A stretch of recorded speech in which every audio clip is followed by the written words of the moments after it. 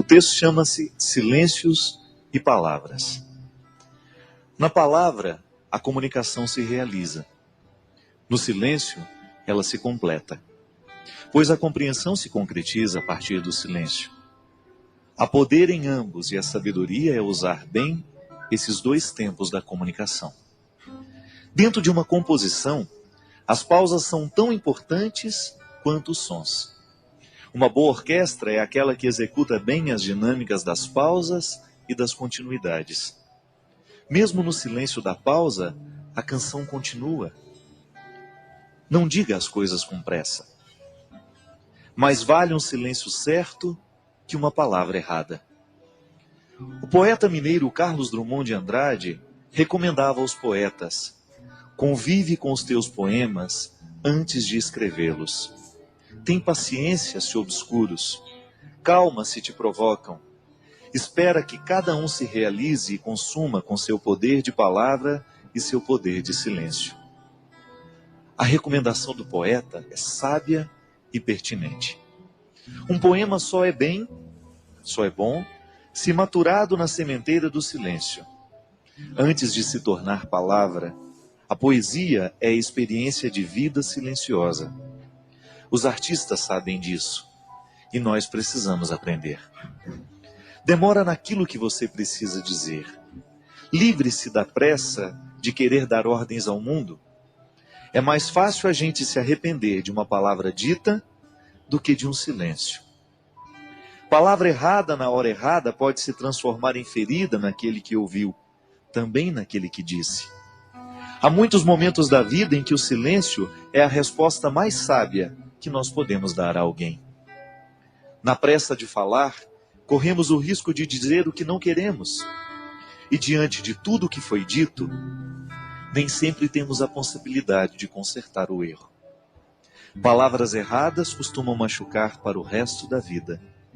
Já os silêncios certos, esses possuem o dom de consertar. Por isso, prepara bem a palavra que será dita. Palavras apressadas não combinam com sabedoria. Os sábios sempre preferem o silêncio. E nos seus poucos dizeres está condensada uma fonte inesgotável de sabedoria. Não caia na tentação do discurso banal, da explicação simplória. Queira a profundidade da fala que nos pede calma.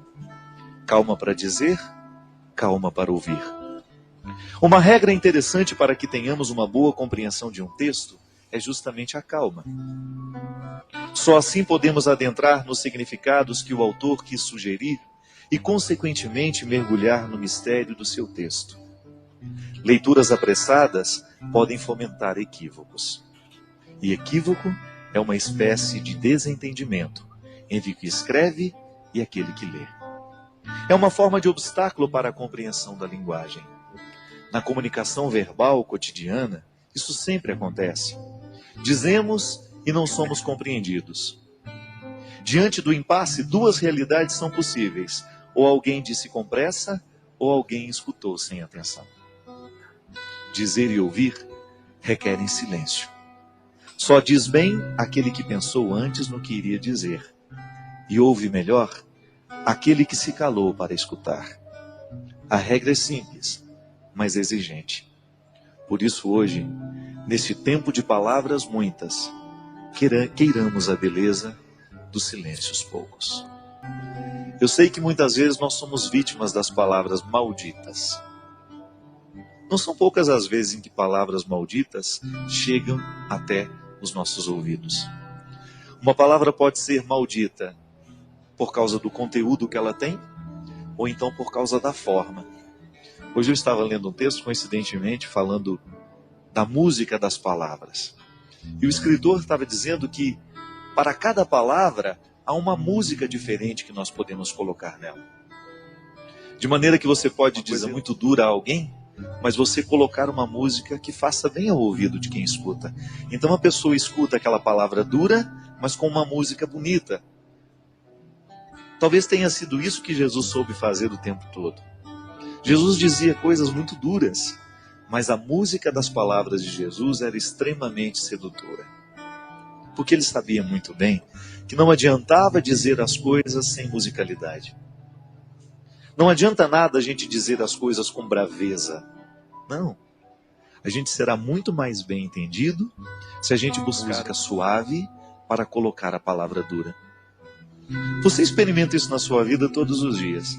Quando você precisa dizer alguma coisa de muito sério aos seus filhos, e às vezes você não sabe nem por onde começar porque você tem medo do conteúdo que você vai dizer. O conteúdo é duro, é de exigência. E os nossos filhos não estão muito acostumados a serem exigidos. Eles entraram nessa mística do mundo de hoje, nessa tendência do mundo de hoje, de que tudo tem que ser muito simples, tudo tem que ser muito fácil e rápido. E educar os filhos requer um discurso duro, exigente. Então você vai descobrir junto de Jesus que é possível dizer coisas duras com musicalidades atraentes. É isso que fazia com que as pessoas parassem para prestar atenção no que Jesus tinha a propor. O reino de Deus que Jesus propunha não era coisa fácil, não era coisa simples. Dá trabalho construir o reino. Mas ele construía de um jeito tão terno que as pessoas esqueciam a dureza da palavra e se prendiam na música que envolvia aquela palavra. Minha gente, muitas vezes o que a gente faz de errado não é o que a gente diz, mas é como a gente diz. É a música que a gente coloca na frase. Pode ser que hoje você tenha ferido alguém com aquilo que você disse. Pode ser que hoje você tenha sido ferido por alguém com aquilo que você disse. E talvez você não tenha errado naquilo que você disse. Você tinha razão naquilo que você disse. Você estava certo ao reivindicar o que você reivindicava ou dizer aquela verdade que você disse. Mas talvez você não tenha escolhido o melhor jeito de dizer. Talvez você se perdeu na pressa, na raiva, na ira. É estranho, mas na vida a gente perde a razão quando a gente fica bravo. Na vida a gente perde a ternura quando a gente se irrita, porque a ira, ela tem o poder de retirar de nós a sabedoria. E quando nós estamos fora da sabedoria, geralmente nós não sabemos colocar músicas nas palavras. Todos nós gostamos de música. Todos nós gostamos de ouvir aquilo que entrou um dia no coração, nos fez bem. Por quê? A palavra veio com música, ela não veio sozinha. O intérprete colocou naquela palavra uma intenção tão bonita que você de fato acreditou naquilo que ele estava cantando. Uma canção bem interpretada, ela expressa todo o poder de verdade que o compositor quis dar. Mas aquele que interpreta, o bom intérprete, ele faz a canção se tornar ainda mais verdadeira do que quando nasceu da mão do compositor. Porque ele soube colocar a intenção da voz. Eu, quando dava aula na faculdade de teologia, lá de Uniana, eu sempre dizia para os meus alunos que seriam padres um dia: olha, cuidado para você não ficar com um tom de voz, um jeito de falar igual a todo mundo. Busque a melodia das palavras. Busque o seu jeito de dizer.